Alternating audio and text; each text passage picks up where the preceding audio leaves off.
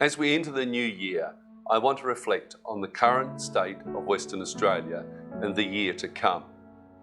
Western Australia is clearly the best state in Australia to live. In fact, Western Australia is clearly one of the best places in the world to live. We have an abundance of natural resources that underpins the lifestyle that we enjoy. Given the wealth of our state, most people should enjoy a good quality of life, a happy childhood, a good education, a good job, a chance to raise your family in a safe environment. Good government is at the core of all of these aspirations. People reasonably expect that government will provide a safe community, access to first-class public education, access to first-class public health, access to affordable housing and rental accommodation. Before I entered Parliament, as a Liberal supporter, I was very proud of the achievements of the previous coalition government. During the term of the last government, more than 500,000 people came into the state of Western Australia.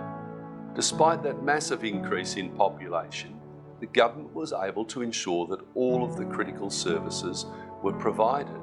Since I entered Parliament 5 years ago, I've been extremely distressed to see how the Labor government have wasted the legacy that was handed to them.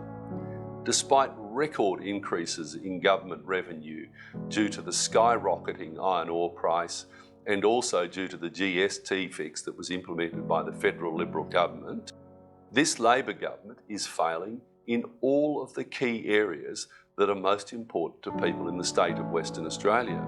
Our once safe streets are seeing the worst levels of crime in the history of our state.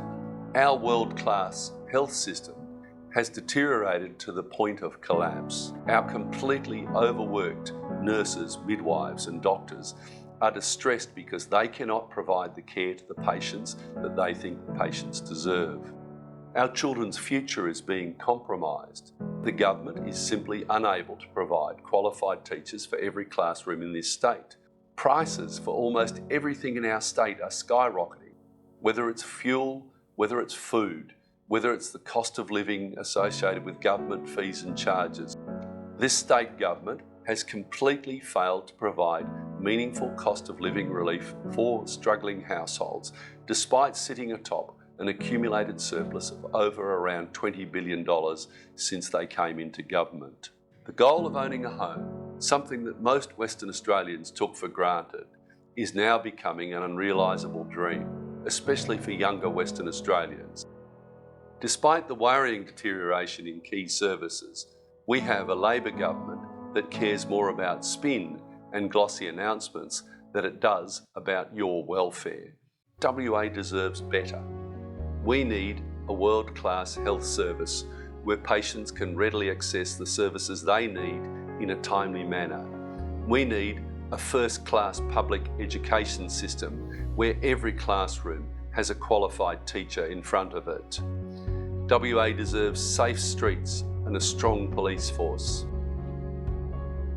My colleagues and I will continue to work hard to hold this government to account.